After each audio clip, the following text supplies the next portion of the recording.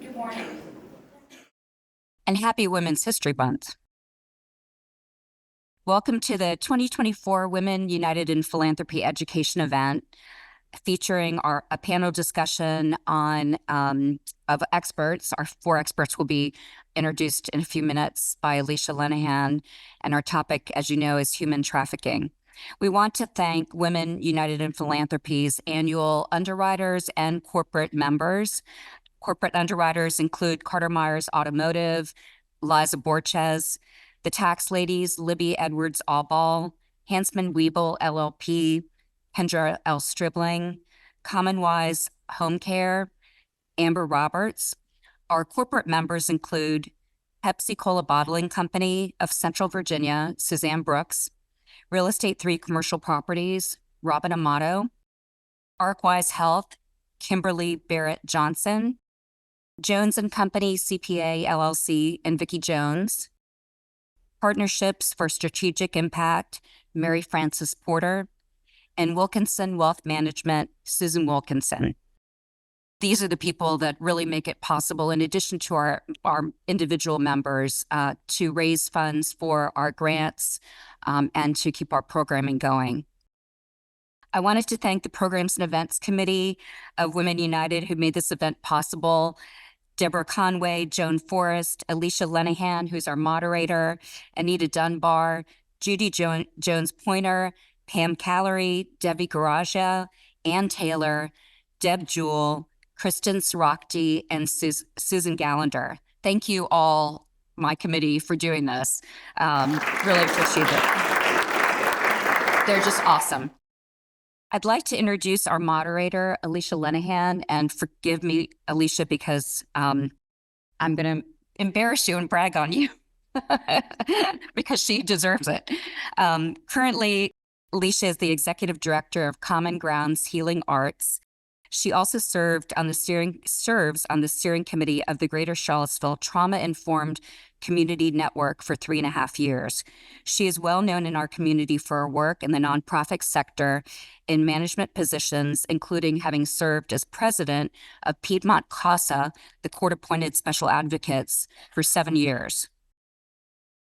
A recovered attorney, Alicia has moderated, some of us are not yet, Alicia has moderated several of our past education events, and we're really grateful for her coordinating today's discussion with our experts. Please welcome and thank Alicia Lenahan.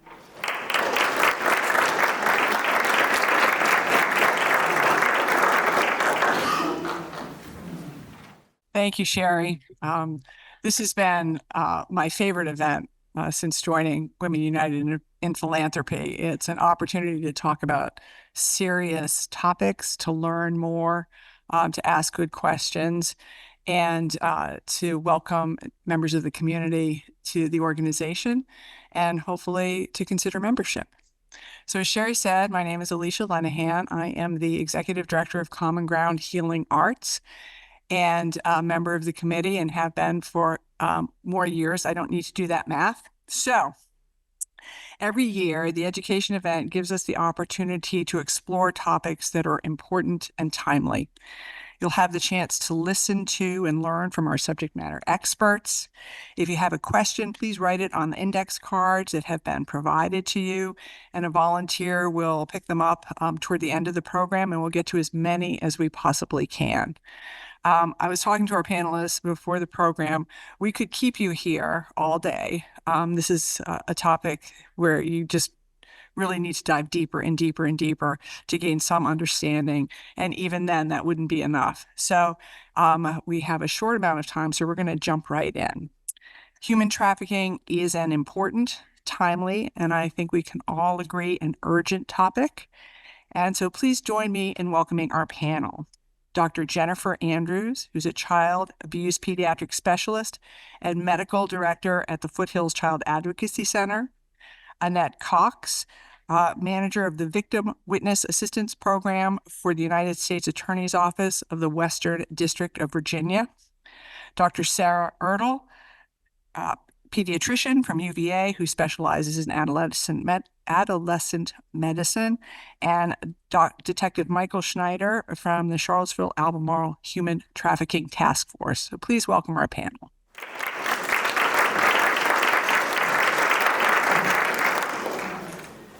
So I'm going to invite each of you, and you can go in whichever order you choose, to share a little bit more about yourselves, the role you play in your respective organizations, what brought you to this work, and probably most important, what keeps you here.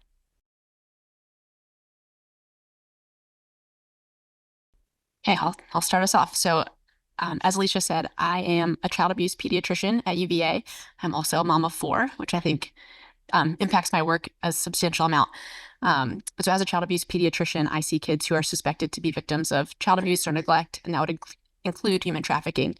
So largely, I would do their initial medical assessment and then make sure that they're plugged in with other resources that they might need, predominantly to do with their healthcare, but any other resources they might need as well. So the answer to the question of what brought me here and what keeps me here, I think is kind of the same answer. So I'm just going to lump them together. But I think there's really two things. So one is just that I personally believe that all people are created with value and with dignity and are worthy of being protected. And so for the children that I encounter, they are usually not being protected or even victimized by the people who are supposed to be protecting them. So I really see it as a privilege and a unique role to be able to intervene on their behalf and use the voice that I have and the position that I have to help to change their trajectory from one of trauma to one of healing and restoration. That does not always go perfectly, but I like to think that we at least move the needle a little bit. And the other piece is that it's multidisciplinary work, and so you'll probably hear us talk about this more than once, but my job really involves working with CPS, with law enforcement, with other people in the healthcare field, a wide variety of community supports. And I think, one, that makes my job more interesting. I get to learn from lots of different people, but also I think that really helps us to actually provide comprehensive care for kids and for their families. And so that's kind of the other piece that makes me enjoy this work and keeps me here.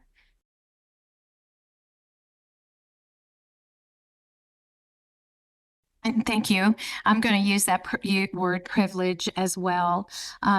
I started public service in the Albemarle County Police Department in the investigations division and moved to the Commonwealth's Attorney's Office. And I spent many years there. And as I was working on cases, preparing them for trial, I found that after so many years, I was reading reports about horrific things that happened to people, and I had absolutely no feeling. And that is when I switched my life to victim services. And it is a privilege to walk with people when they're going through something that is probably the most difficult time of their life. And I don't say that as I say that in humility, because there are days that I fail and there are days that I succeed. And when something bad happens, I have the privilege of putting my shoes on and going to work, or in some cases for me, packing my bag and going to where I'm needed. Each day of my job looks differently. Sometimes I'm still sitting with an elderly person while she's telling her children that she was caught up in a scam and has lost all of the life savings that she has and needs their help to survive. Sometimes I'm going with a prosecutor to a crack house to try to convince a trafficking victim to leave with us. Sometimes I am sitting with a kidnapped victim in a hotel trying to figure out a safety plan for them. Other times I'm on a plane working with victims in the aftermath of mass shootings. And then sometimes I'm holding somebody's hand in court, and other days I'm sitting here in front of all of you. So that is what brought me, and that is what keeps me. The honor and privilege of serving other people. So I guess I'll say a little bit about what I do first and what my role in all this is. So I've been in law enforcement for 17 years. For the last 7 years, I've been assigned to the Criminal Investigations Division of our county police department.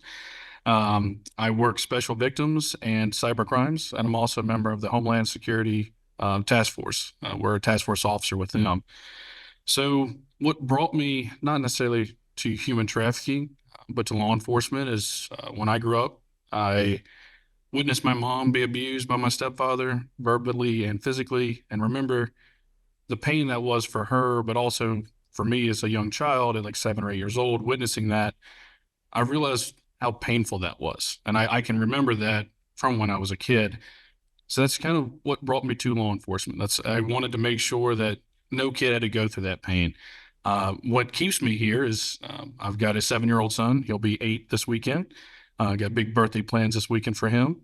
And just seeing how innocent he is and just how carefree, and I want to protect that for everyone. I don't want anybody to have to go through these horrible experiences that I read in police reports daily. And when I talk to survivors, I don't want anybody to have to go through that. So that's what keeps me here. And hopefully I'll be able to keep doing it for a lot longer.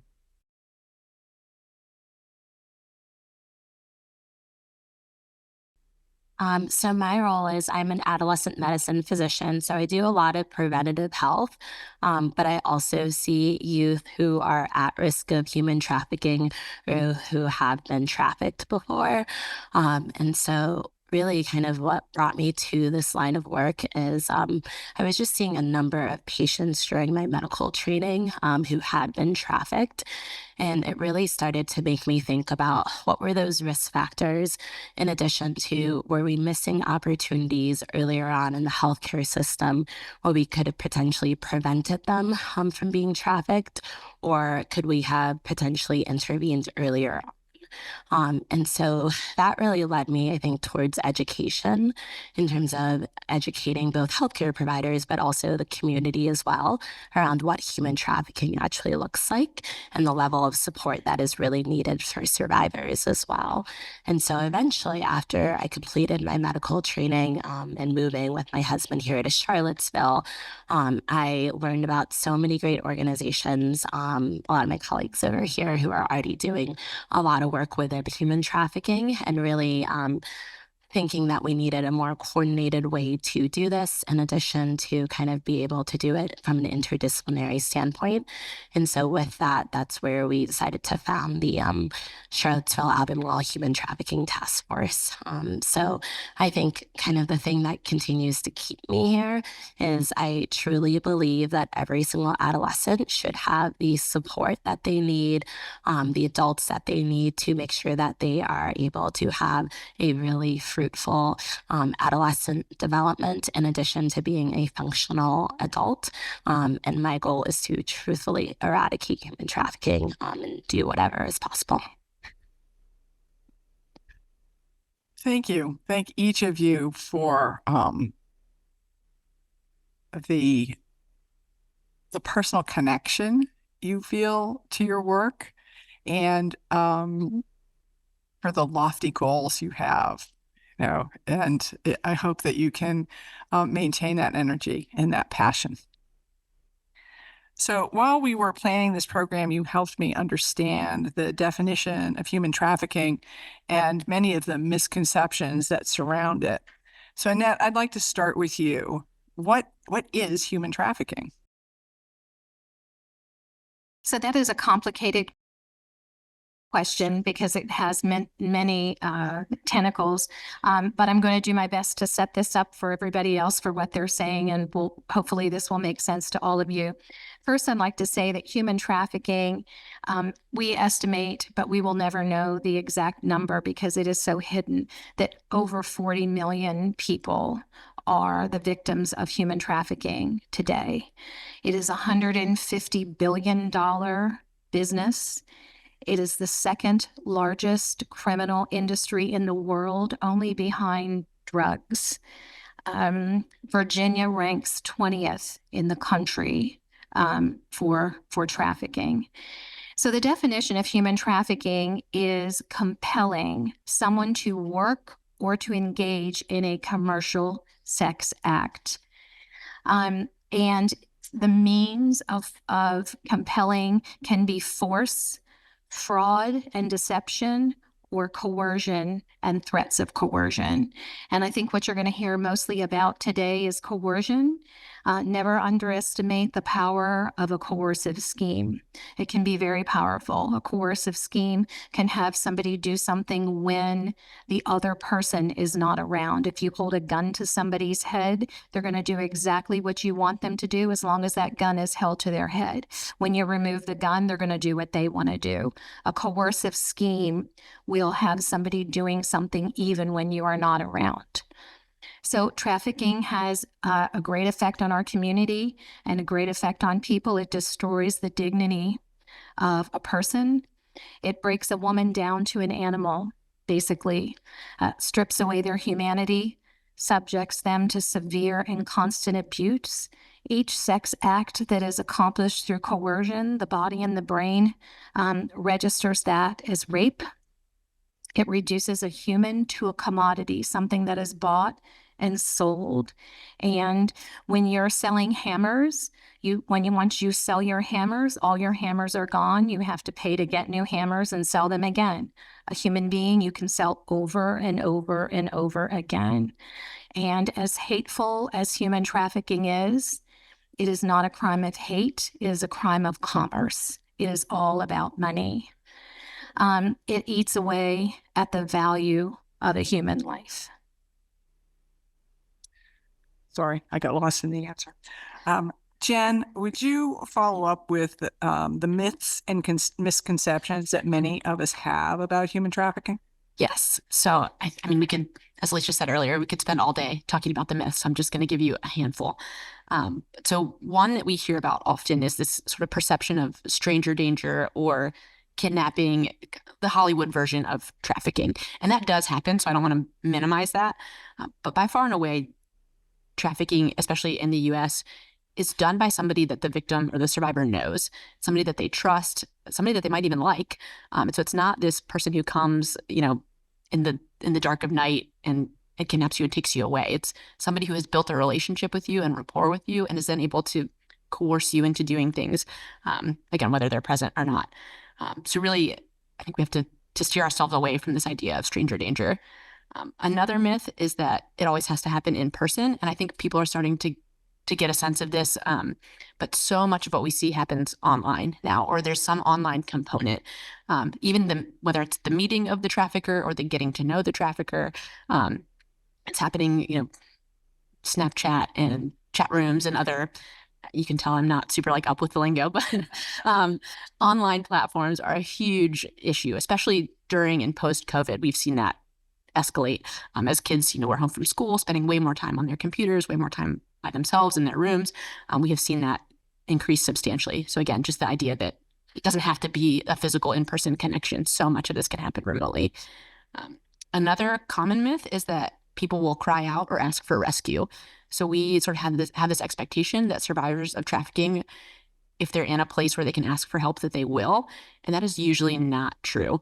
There are so many reasons why they might not ask for help, but especially for kids, a lot of them don't actually even realize that they've been trafficked. They don't comprehend that that's what's going on. It is this slow, sort of iterative, coercive process. And so they identify their trafficker as somebody that they trust, somebody that they love. Sometimes it's their boyfriend or their girlfriend. And so they're not perceiving that something wrong is being done to them. And so we as the community, we as healthcare professionals have to be super vigilant, looking for the warning signs. And then also know that when we intervene, it may not be met with thanks or gratitude from that survivor. Again, if there's somebody who doesn't even think that they're being trafficked, then we can't expect them to say, oh, thank you for saving my life. That's just not how it's going to go. And so that can be hard on our end, but I think knowing that we're doing the right thing, knowing that we're seeing the warning signs and proceeding is really important. And then the last myth that I'll touch on is that the exchange is always money. And so that is common, right? We see people paying for sex and commercial sex acts. But oftentimes the thing being exchanged in trafficking isn't money, it's some other necessity. So food, clothing, shelter, transportation, you need a ride to work. It can be any of these other more tangible needs that are being exchanged. And I'll tell you guys about a case briefly. It was a teenager that she met her trafficker online. They became friends. They got to know each other. They had never met in person, but he became her boyfriend, and I'll use that term loosely. And then he was like setting her up for sexual encounters with other people, having never met her. And he paid her in Grubhub. Like she would do what he asked, and then she would go on her little Grubhub account and he would pay for it. And that was the exchange. So it's not always what you think. Somebody showing up in a hotel being paid. It can be in these more hidden ways. And so I think just understanding that, and I think that hopefully helps you see the complexity of the problem and also how complex it is to find and to intervene. Sarah, who are the likely victims of human trafficking?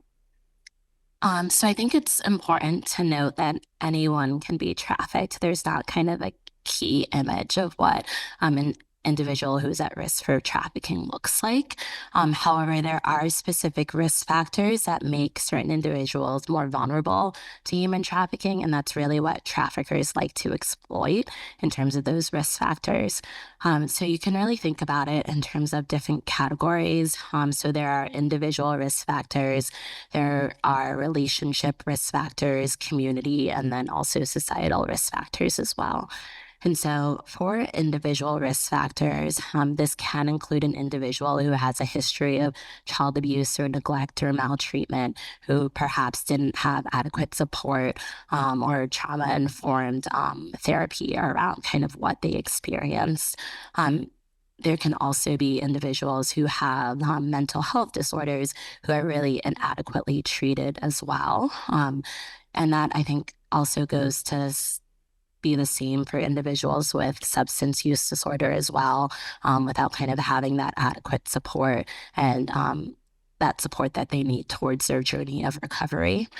For youth, also specifically for LGBTQ plus youth, they are at risk of human trafficking, especially if their family is rejecting their gender identity or their sexual orientation as well. And then other youth who are at risk of human trafficking include those who are in the foster care system, youth who have run away or are thrown away, meaning that they've been kicked out of their house for various circumstances as well. Those are potentially risk factors, in addition to individuals who have undocumented immigration status. So there are a variety of different individual risk factors, and I've only hit upon a few of those, but moving more so to relationship risk factors. So these are perhaps individuals who have a lot of family dysfunction. For example, if mom or dad is incarcerated, if they don't really have kind of a positive adult in their support network who's really looking out for them as well, that potentially can make them at risk for human trafficking. And then also thinking about community risk factors as well. So for example, if the community has a high gang presence because there is gang-related human trafficking, in addition to if it is a transitory community. So for example, if individuals are coming in and out of that community for a variety of different reasons, where there potentially could be individuals who are more likely to pay for sex because of that. And then also thinking about it from a greater societal standpoint, so kind of that normalization of sexual exploitation. So I think all of those risk factors all together could potentially make someone more vulnerable to human trafficking. Michael, Jen touched on this briefly, and I'd like you to say more about why victims don't say something. So there are multiple reasons, but you can't just put it on one thing why somebody won't say something. But I'd like to get you in the right mindset. So you've now been groomed to where you're in a relationship, and I'm supposed relationship with that in air quotes because it's use that loosely.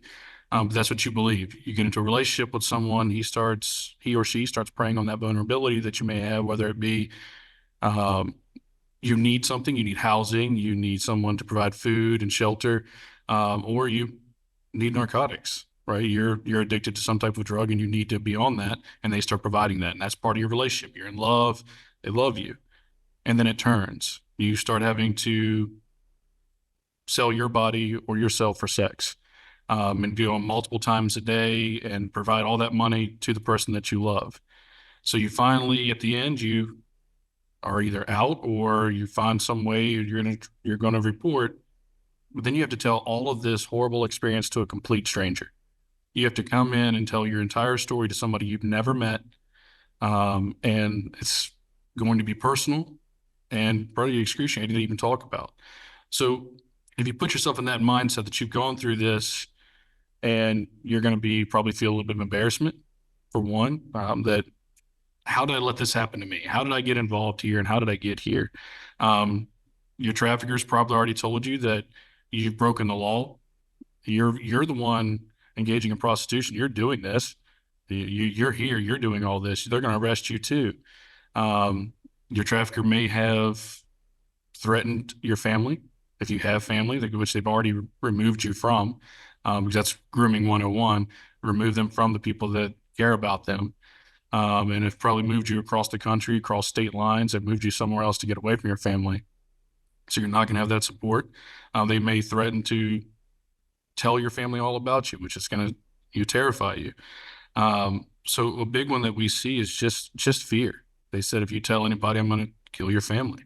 If you have kids, I'll kill your kids. Or we're going to out you to the entire public that this is going on, and this is what the kids are going to think of their mother. Another reason is something called a trauma bond. I don't know if you're familiar with that, but it's kind of goes into the relationship, the boyfriend or the girlfriend. You're groomed to believe that you love this person and they love you. Like through your relationship, they love you. They love each other. We'll see that a lot where you'll have survivors come forward, and even after you've pulled them out of that situation and you're getting them mental health care, they still say, but he loves me. I want to talk to him. Like he loves me or she loves me. And that's all because that you've been in this situation for so long, and they've led you to believe that this is all there is. I'm it. And that also leads into the survival. You've been here so long and you've just learned to operate in this dark area, and you know what you need to stay alive. You're not going to report against that because it may end it all. And you may not have anything. Where do you go after that? And we'll get into services and stuff later that are needed, but it's survival. I'm here. I need this. I need this shelter. This is all I know. I'm going to survive in this environment, and I'm not going to leave it. Just because yes, we all think like, man, why would somebody do that? But if this is what you know, and this is what you've been experiencing, you're going to survive in it, and you're going to have to survive in the darkness. And sometimes it's really hard to pull people out of that mentally when you've talked to them and you can still see that they're just, this was all they knew for several years. And you may think, oh, trafficking only lasts, like it only happens to young adults. No, it happens to adults as well. And if you've been in this we've seen cases where people have been in this 6-7 years long of going through this every single day. It's really hard to break that and get them back into a safe environment and mentally in an area where they can discuss it. So they don't want to report to somebody that's a complete stranger. They don't want to change that life because they're scared. It's fear. Well, you guys have done such a thorough job of answering that question that you've taken an awful lot out of the next one, which was methods of grooming.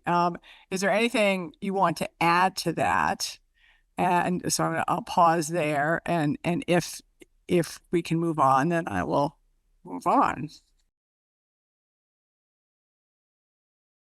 Just so that we're complete, can I just say like the 6 stages of grooming? Because I think that might help people like orient themselves, and then we can totally move on. So grooming, as Mike already said, it's this predatory act. It's maneuvering somebody into a position of vulnerability so that you can exploit them.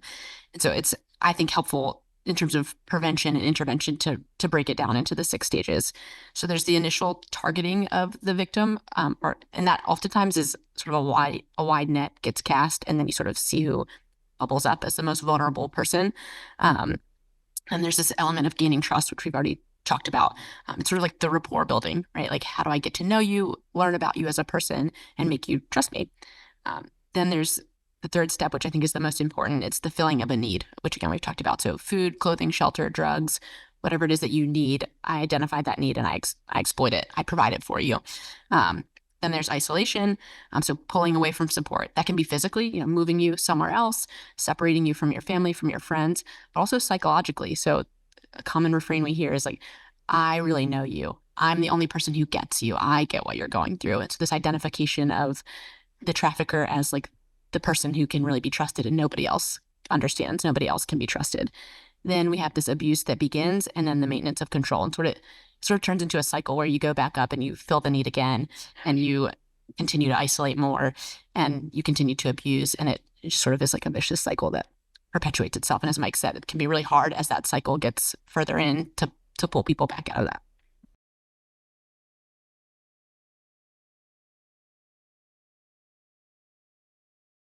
And I can add an example of that once that trafficker goes through those steps, and believe me, they practice and they learn from one another, then they use other means as well. And I will give you an example that we prosecuted out of Roanoke, where a man was trafficking several women out of hotels in Roanoke. And the way that he kept his women in line was he chose one woman. It was the same woman each time. And if you broke the rules, that woman got beat.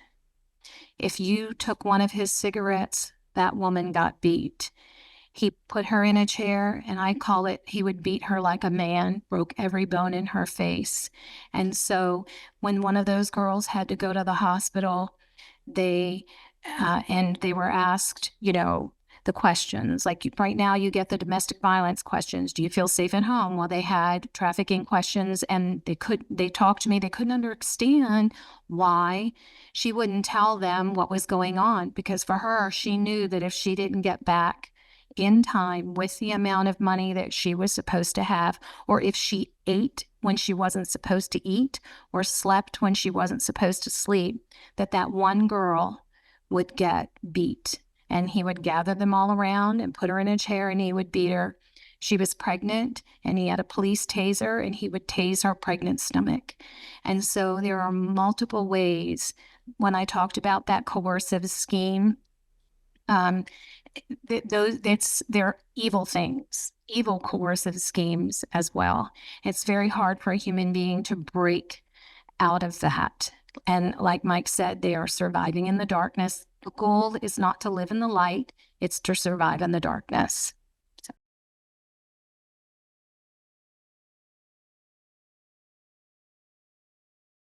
To go off a little of what Annette talked about with that Roanoke case, is we've seen cases to where not only does he pick just one person, and I'll say he or she, there can be female traffickers. Typically, yes, we see it's men. But in this particular case, all of the girls or women would have to beat this person as well. And if you didn't, you're the next person getting beat.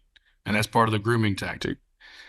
He's going to tell you that, like Jen said earlier, this is commerce. It's all about money, and that's all it is for them. It's not about loving a person. It's, you're making my money, period.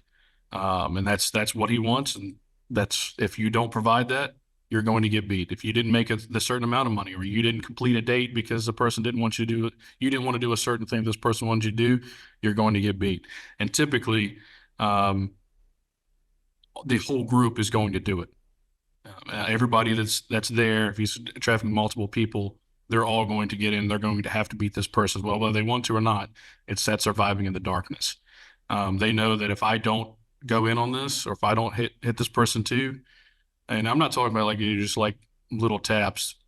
Like Annette said, they are beating them like a grown man. And it's seen the videos of that. It's terrifying to watch.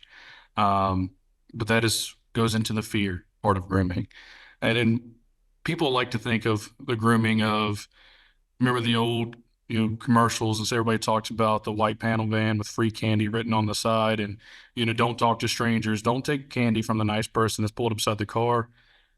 That's one of those myths that doesn't involve anything here anymore. You don't have the white panel van just come snatching your kid up by offering a Snickers bar or something like that. That's not how it works. Grooming now is done online for our children. A lot of it's done online, and they make it to where this child feels that this is the only person that understands them. That there's nobody else out there. Your mom and dad don't understand. Your siblings don't understand. Your friends don't even understand you. I do. I love you. I can provide everything for you. You just need to, don't worry about your family. Talk to me. And it's done over apps, usually Snapchat, other different apps out there like Telegram, all these private messaging apps. And they'll start sending gifts. They're like, hey, look, if you show me this on camera, I'll send you, I've had it, an Xbox video game or some Robux cash, is stuff that they can do in video games. Nothing major, a couple $100 for them. Or, hey, your parents took your phone, I'll send you a phone. You talk to me on that phone. And then it continues.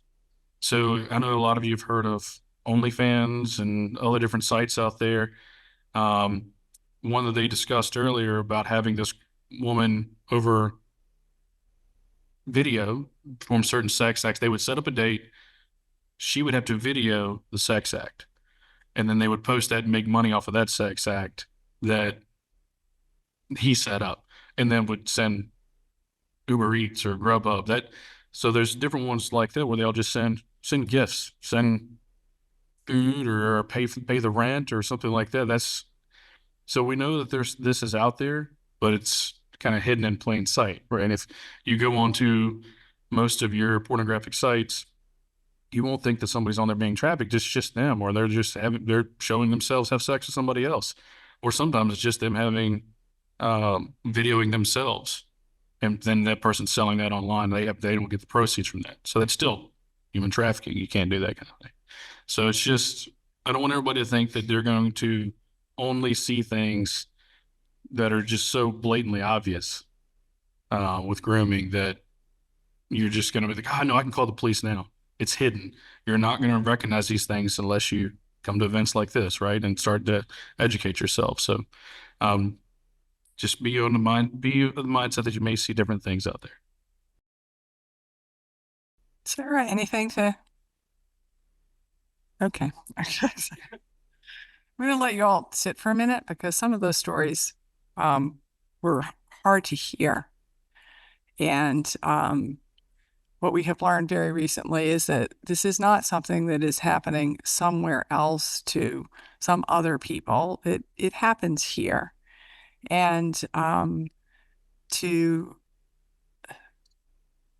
take care of those, and I think particularly of adolescents who are going through such a vulnerable time, to pay attention and to be the safe listening adult in their lives, so that you'll know if something is amiss, and hopefully you are trusted enough to be able to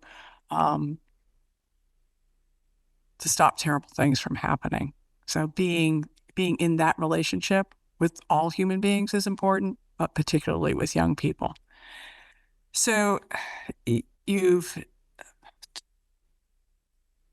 illustrated beautifully how deep and tight these connections are with the perpetrators, and many of the reasons why victims don't raise their hand and say, please come save me, or why they might not welcome someone who is there to do just that.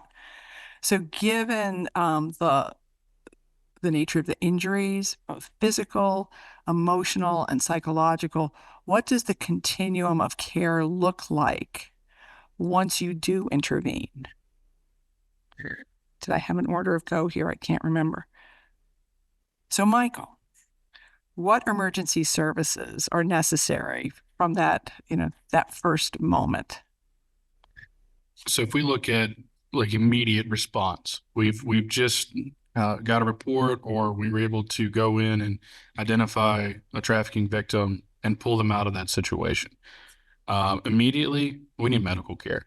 That's first and foremost. You need to get them in some type of medical care because you don't know if they're either get some STD testing. You don't know what injuries they may have. Some that could be, you know, it's very concerning and need to get help immediately. Get them drug detox. I'm not going to try to go and immediately go into this hotel room because that's most likely where we will be, and try to sit down and ask the question, tell me about the most horrifying experience that you've just gone through. Tell me about that now, please. That's not how that works. That's not trauma informed. That's not how we do that. We need to get them the medical care first, then mental health care.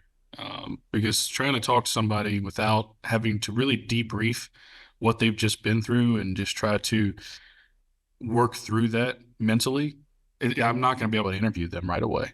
I'm aware of that. And yes, I want to arrest the trafficker. I'm sure that I will have something I can arrest him on. The Virginia code book's about like that thick. I can find something in there to hold him while he or she goes through some mental health, some crisis counseling to try to work through that. Those are the two biggest immediate needs for us is going to be medical care and mental health care immediately. The second, the third for us, where do they go? Where do I put this person? I can't say, hey, I'll get a hotel room for you. That's kind of jacked up, right? If I tell a victim that I just pulled out of a hotel that have probably been through all types of hotels and has been trafficked through them, to say, I'll get you another hotel room. Right? That's not okay.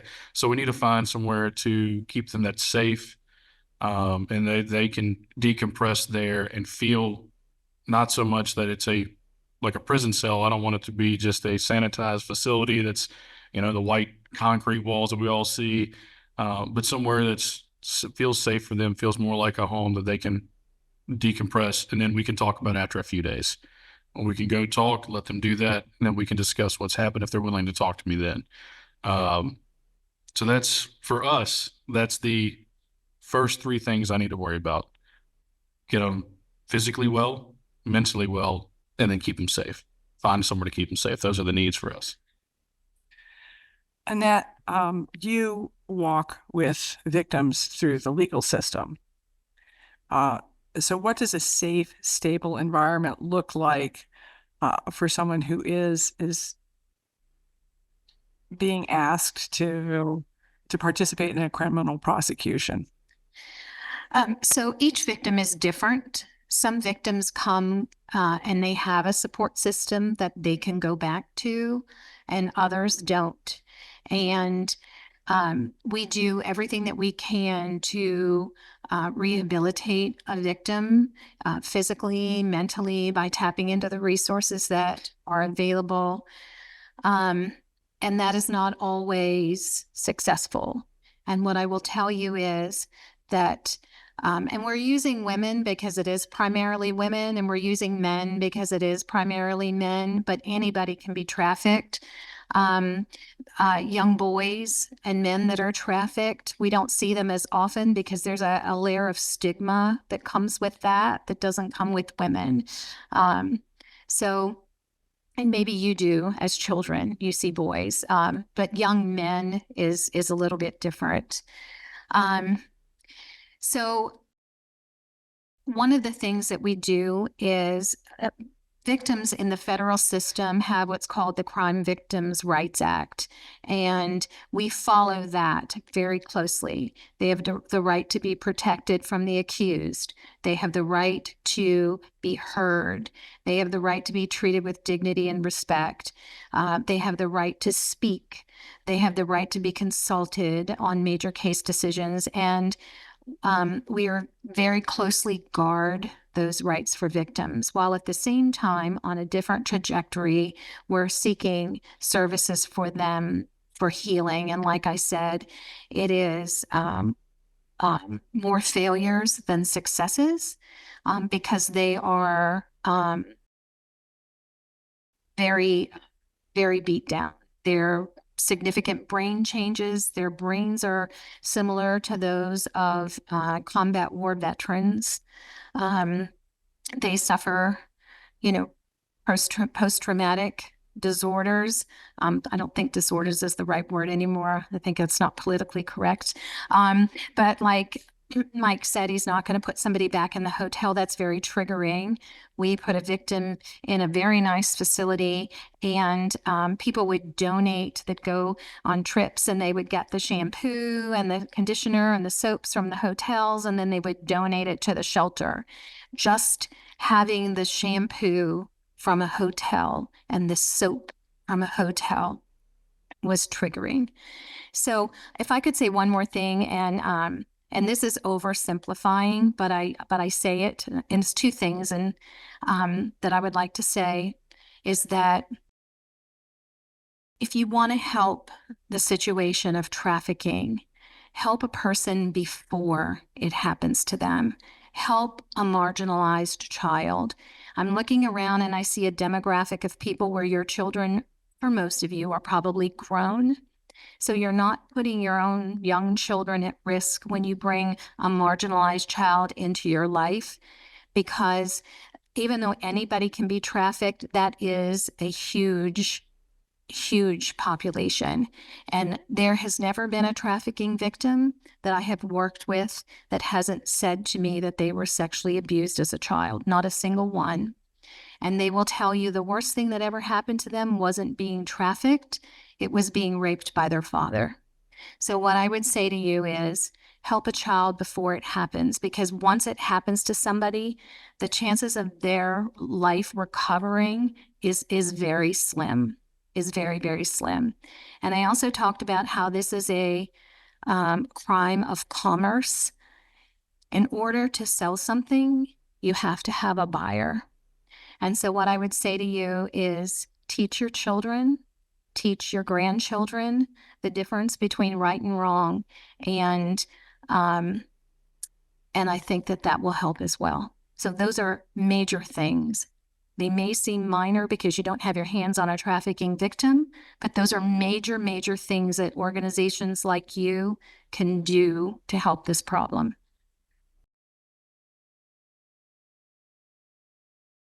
Sarah and Jen, children and adolescents are particularly vulnerable, but also need special care and consideration in these circumstances. Would you talk more about that?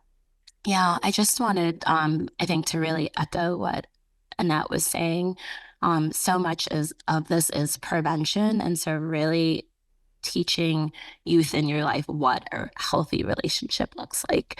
Because I think that's kind of the key prevention that we do for all of our adolescents in terms of when there are red flags or maybe the relationship is starting to go south, can be such a huge intervention point. And I think kind of when we're thinking about supporting adolescents or young adults who have been trafficked, so much of this is kind of the level of trauma that they do experience as a result of human trafficking. And so part of this, I think, is access to mental health support. I think all of you know that we're in a significant mental health crisis right now for adolescents. And unfortunately, there aren't enough mental health providers, let alone trauma-informed providers, to kind of support that level of need. So in any way in terms of increasing that access is so helpful. In addition to, I think, thinking about just overall wellness for these adolescents. So often when I'm seeing adolescents who have been trafficked, it's kind of they haven't come in for preventative care whatsoever. So it's usually the teenager who hasn't had their chronic conditions managed, like diabetes or asthma, for example.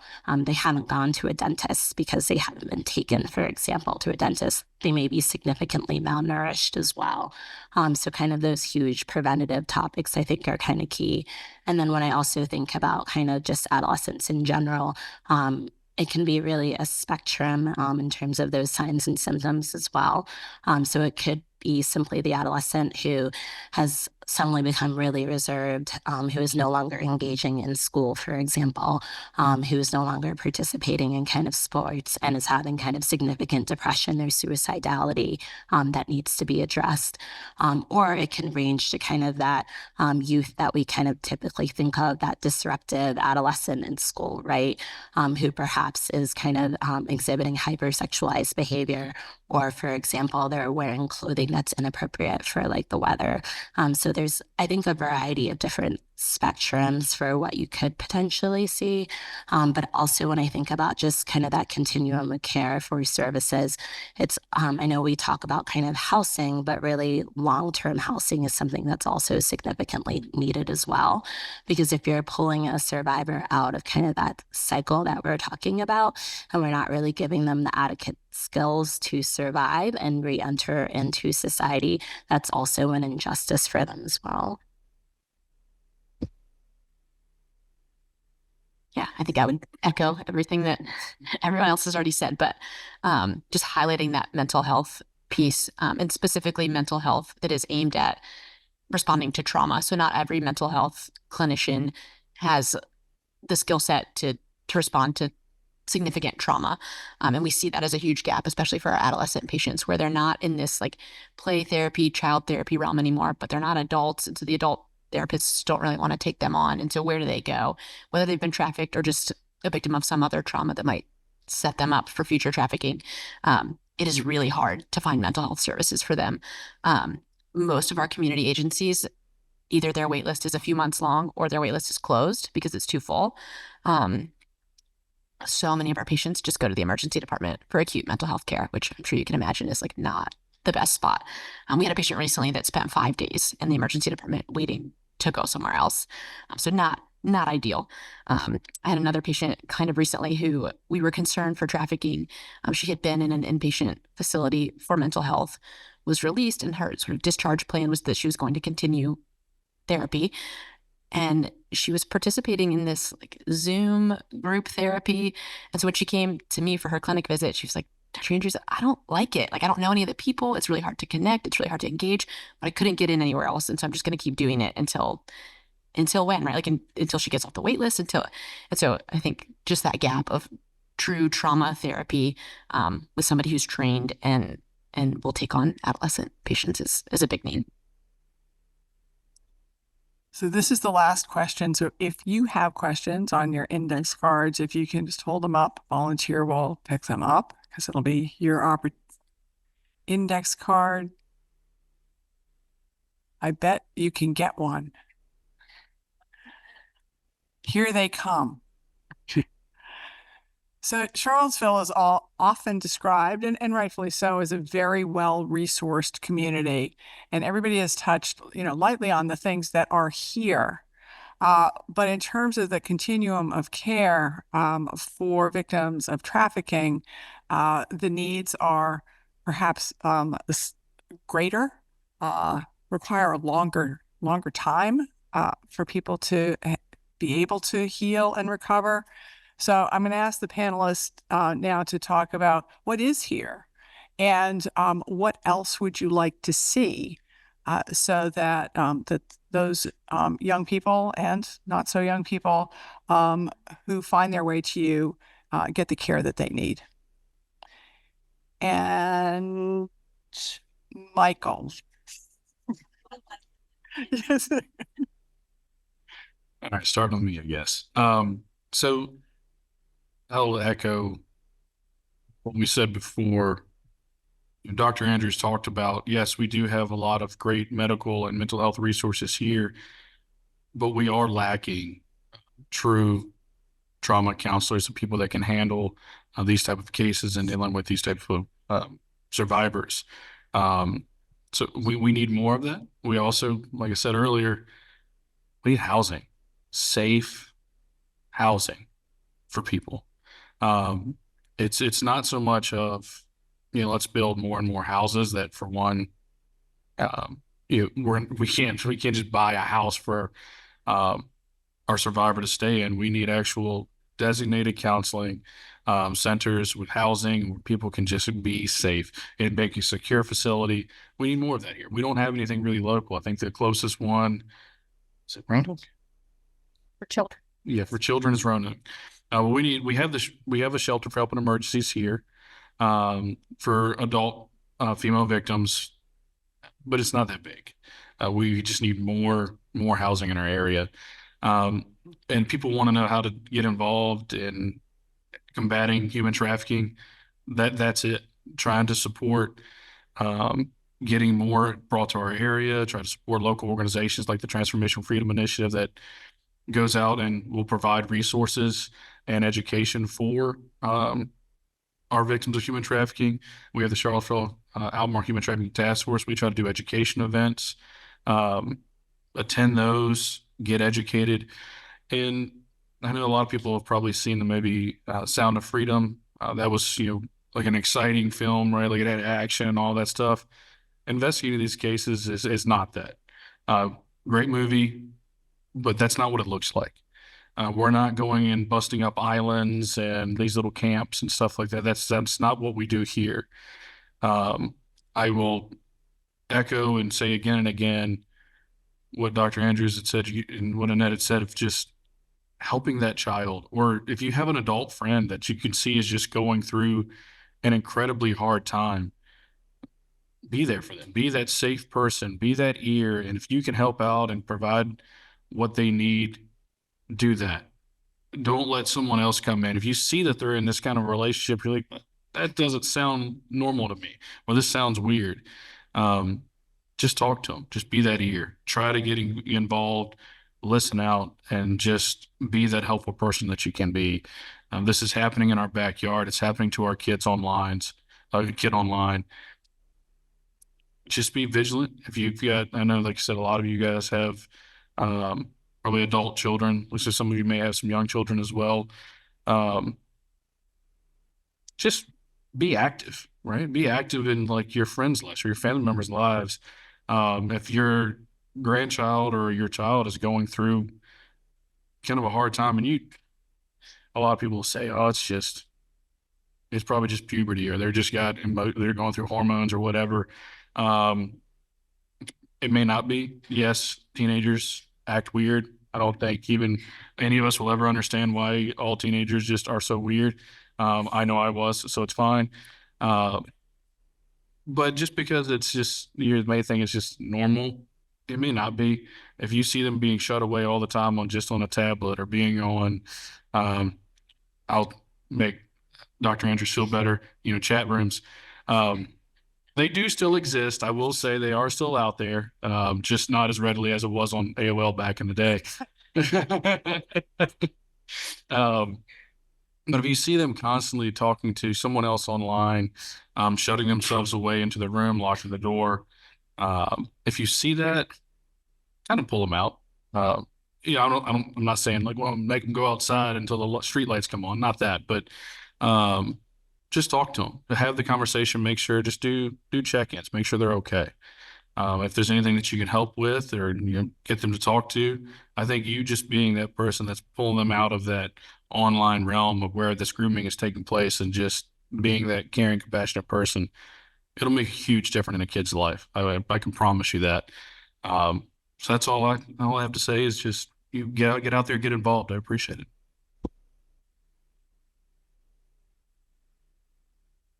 Yeah, I mean, I would probably also repeat that. I think so much of this is education, but also education of adolescents, especially in school systems, right?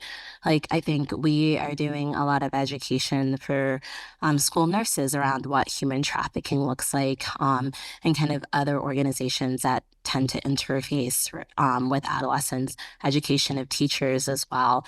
And so I think for the Human Trafficking Task Force, that's one of our goals, is we really want to be able to just get into the schools and kind of have it a part of the curriculum about, hey, this is what human trafficking looks like.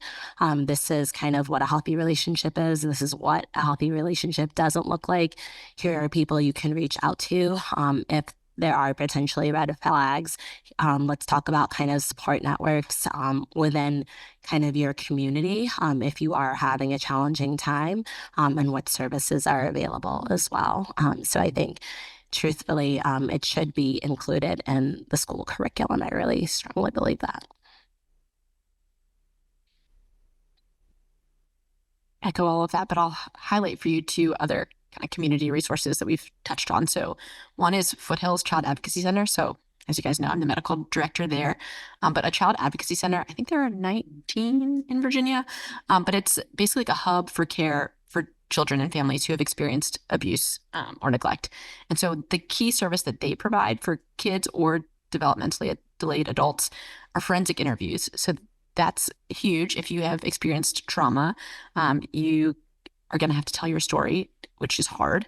And so the whole point is to make that easier. So we don't want a child to have to tell their story to law enforcement and then tell it to CPS and then tell it to the attorney and then tell it to 15 other people.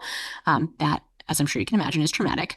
And so if they can come to Foothills or an advocacy center, have their forensic interview, that's done by a trained interviewer. It's trauma-informed, it's child-led, and it's recorded. So they tell their story once, we get all our questions asked. The investigators get to observe it from another room, so that, again, we can make sure our I's are dotted, our T's are crossed, the appropriate things have been asked, and then they don't have to keep retelling their story. Yes, they're probably going to have to retell it in court. And so it's not like one and done, but it really does help to minimize that trauma. And then they do other things like connection to resources. We have a clinic there. So that is a small but mighty organization, but something that we hope to continue to expand. We're actually hiring, so if you know anyone. And then the forensics team at UVA, of which I am a part. So we provide like acute medical services as well as follow-up healthcare services. And so that's, again, something that is growing. We have historically not had 24/7 coverage, and we are working our way towards that. We want it to be that there's always a medical person on call that can respond. So if we have a survivor show up in our emergency department or show up in clinic, we want to be prepared for them. And not have them wait for hours and hours to see somebody. And so that's, again, something locally that we have and that we're hoping to expand. And then I'll just echo what my colleagues have already said, is being that safe person for somebody, right? You're not going to be everybody's safe person. Not everybody is going to trust you, but I can imagine that you all have some people in your sphere, especially kids or young adults who do trust you. And so just being that sounding board for them, being that safe adult for them, and really letting them know that there's nothing that's off limits. Like I tell my kids all the time, like there's nothing that's too big or too scary that you can't tell me. And then really demonstrating that for them, making time for them when they have questions and they want to talk.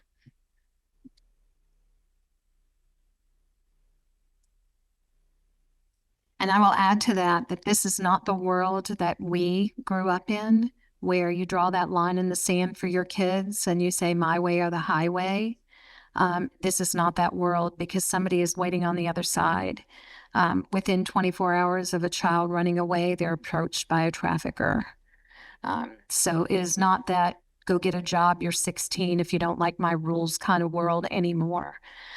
There are trafficking facilities around the country, shelters and programs. And there's a difference between a shelter, which we were talking about, the domestic violence shelter, and a program, a sheltering program. Those are two completely different things. Because I'm with the federal government, we have a little bit further of reach for our victims, where we can put them in different states and then bring them back when we need them for trial.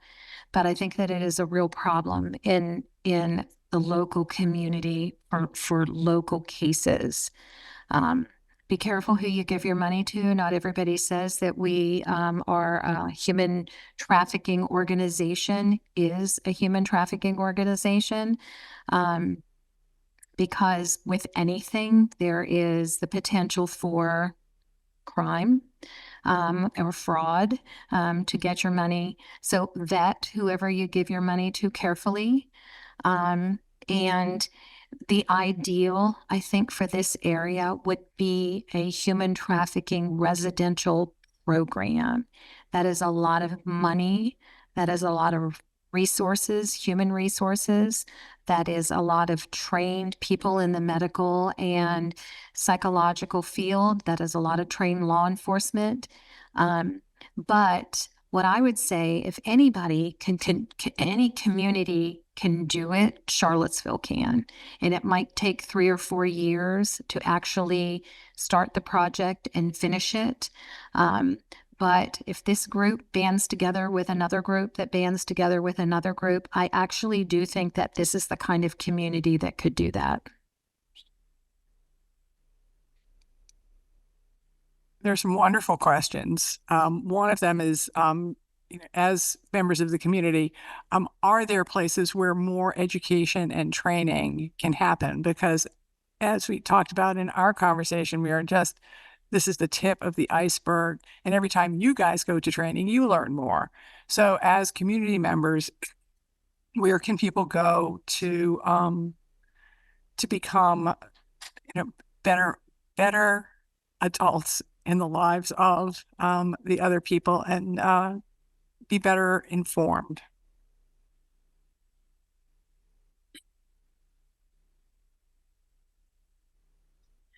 One resource is online, the Office of Victims of Crime. It's a federal organization. A lot of this states get VOCA money. You hear of VOCA money. That's what it comes from, the Office of Victims of Crime. They have some very good online training programs that talk about trafficking. We are learning all of the time. I said this earlier when we were chatting. Even though we see horrible things, we actually have clean minds, clean hearts. Our minds can't go where that evilness goes. And so traffickers and just bad people, criminals, are always one step ahead of us because we can't go where their minds go. So we're always behind catching up. So I would say there isn't a single person here that wasn't happy to come and talk. There is a whole lot of information, more information we could have given you, but we have time constraints. We will come back if you need us to. Heard that. Jen? Just a couple of other resources. So you've heard us talk about the Human Trafficking Task Force here in Charlottesville and Albemarle County. We're largely partnering with other organizations, but I think there's some opportunity for just community members to participate also. So sorry if you have our contact info, but we're happy to share our contact info with you. So if that's something you or your organization wants to get plugged in with, we would be happy to have you. And then there's 2 other websites that I'll mention. One is the National Center for Missing and Exploited Children. They have a ton of really great resources. And then the Polaris Project also has some freebies, like trainings and resources that if you want to just educate yourself kind of on your own time, those are good places to look. I can also add, there is a great organization called HEAL Trafficking, HEAL Trafficking. They're for healthcare providers and non-healthcare providers as well. And they have some wonderful trainings. I remember I did kind of like a 3-day training where I was able to just meet with a variety of individuals across the nation and just seeing kind of what they're doing for their models around human trafficking in their community as well. So I think that's a great resource. And they have a lot of kind of free online modules as well. So I'm talking about the Human Trafficking Task Force, the Charlottesville Human Trafficking Task Force.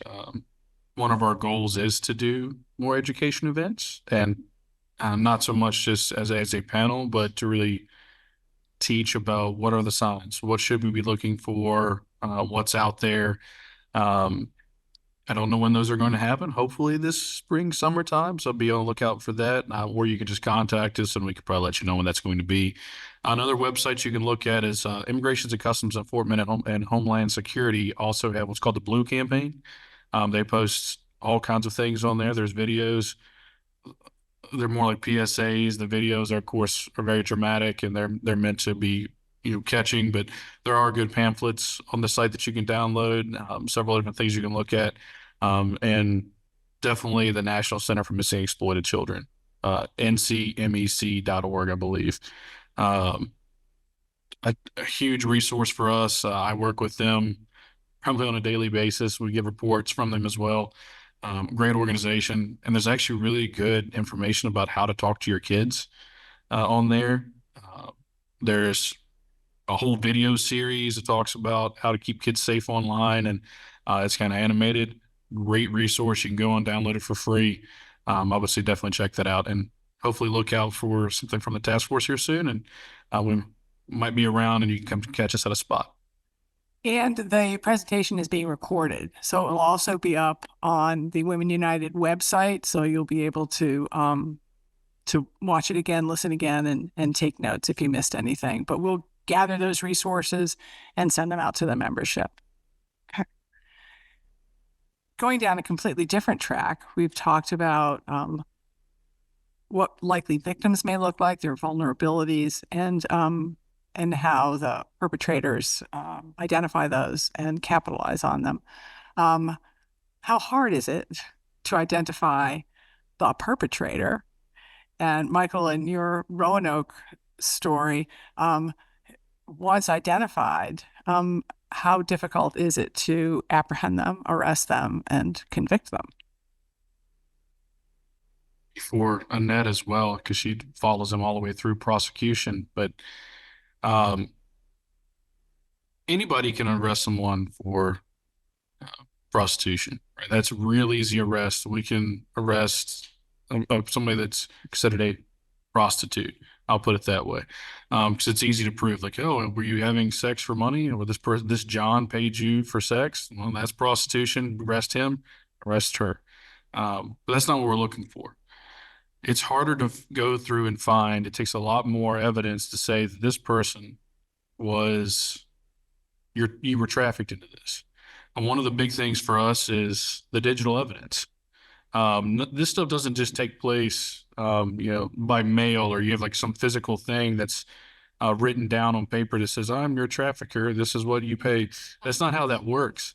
But there are text messages. There are several different ways that they'll communicate and set up dates. We can do surveillance. If we start getting reports, we'll surveil a hotel.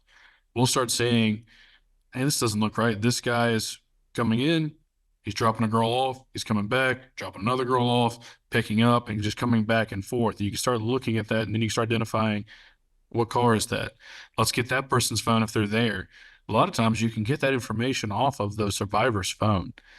They have to communicate with a trafficker all the time. And the one way that they do that is by text or by Snapchat or some way they communicate. So you can seize that phone and go start looking through digital evidence. Just so everybody knows, Snapchat does not just erase. That's what a lot of our kids think, that if you send a snap or you send a picture over Snapchat, it's gone. No, we can get it. It's still on your phone. It's still there. Snapchat also has a server. We can try to get that information. This stuff is out there.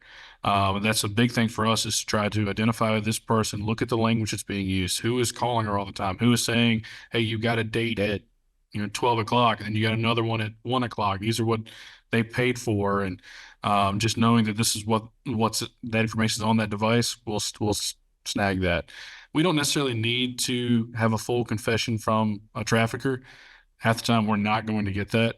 They're not going to talk to law enforcement, but we can get enough evidence off of what they've been saying, or what she's been going through, what language she used to get that conviction. But the big thing, it's really the hardest part, is getting her through the prosecution, right?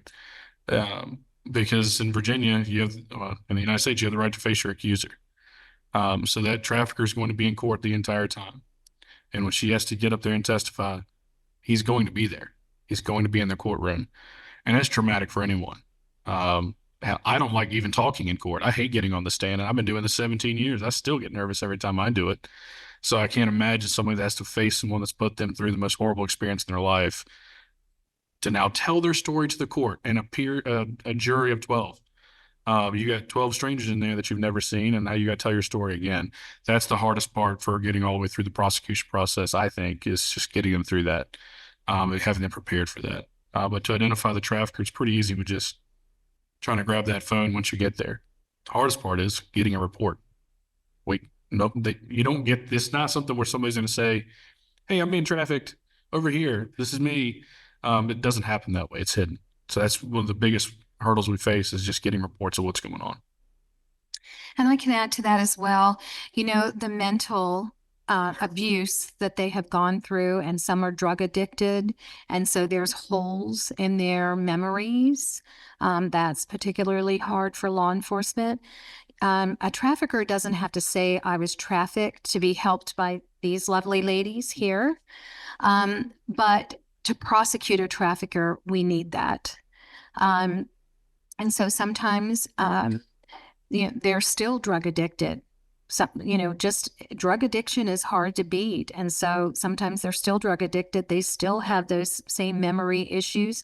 And a lot of times what you'll see is that we may be able to prosecute the same person on a gun and drugs charge and not the trafficking charge, but the penalty for incarceration is the same. In the federal system, people go away for 20, 30 years, and there's no parole. Like in the state system. When you bring the full weight of the federal government down on somebody, it is big. But trafficking cases are very hard to prosecute. We have some in our office right now, and they are time consuming, and it's a very difficult thing to do, but we're not afraid of it, and we'll do it. I would just say something else that makes it very hard, especially in our adolescent cases, is that people don't believe them. And so there's a lot of minimizing of what an adolescent says or excusing what they say. They have a mental health condition, they're making it up, they're attention seeking. Usually that is not the case, right? We have kids who disclose and then recant, and statistically speaking, the recantation is usually the lie. So they'll say something, this maybe an investigation starts, and then they say, oh, no, never mind, I made it up. And we see commonly where the other adults have sort of also been groomed, right? The groomer isn't just grooming the child. Oftentimes they're grooming the people around them. They're making themselves trusted within a community. And so you see this like big community response in defense of the trafficker, in defense of the abuser, saying, oh, he would never, he's so nice, he's so kind, he's done this nice thing for me. And so the community ends up banding around the abuser and not around the abused, because of how they present themselves. So that, again, just makes it super hard. Okay. And a breath, everybody. So thank you for listening so intently. Again, the program has been recorded. So urge our other members to watch it, and our website is available to the community writ large. So anybody who you think may benefit, be interested to learn more. I don't know why that's ringing. Please do that. We will get the contact information of the panelists to you, along with the resources that they talked about. And if there are no further questions, I'm going to welcome Jay to the podium now to talk a little bit about Women United and membership.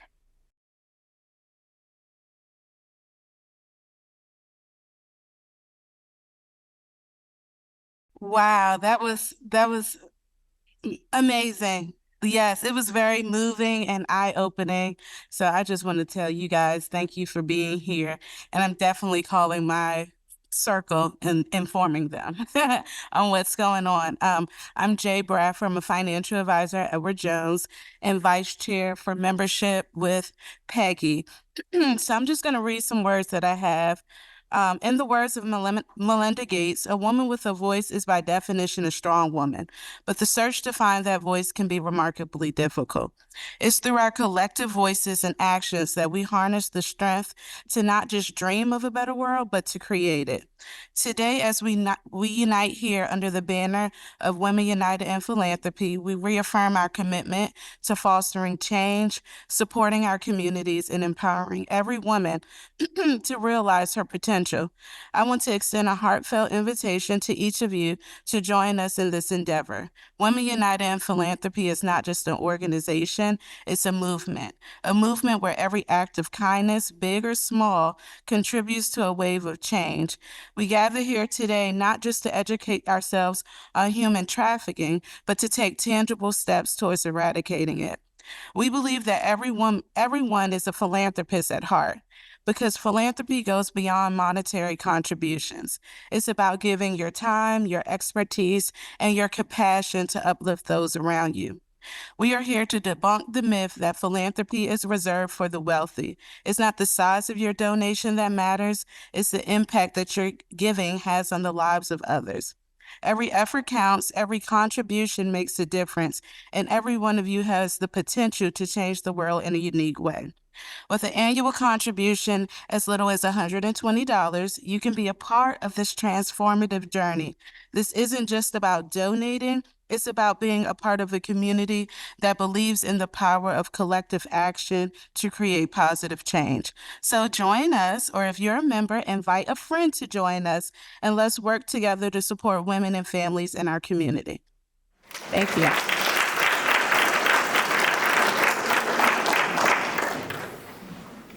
Thank you all.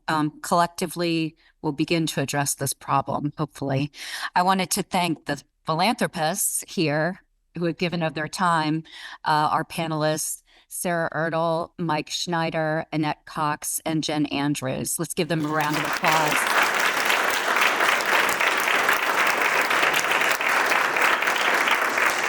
Thank our moderator, Alicia Lenahan, if she'll come up. She's done this many years. We're so grateful for her coordinating this. Thank you so much. And thank you all for coming. We appreciate it. As we said, we'll post not only the video, but the resources on our website.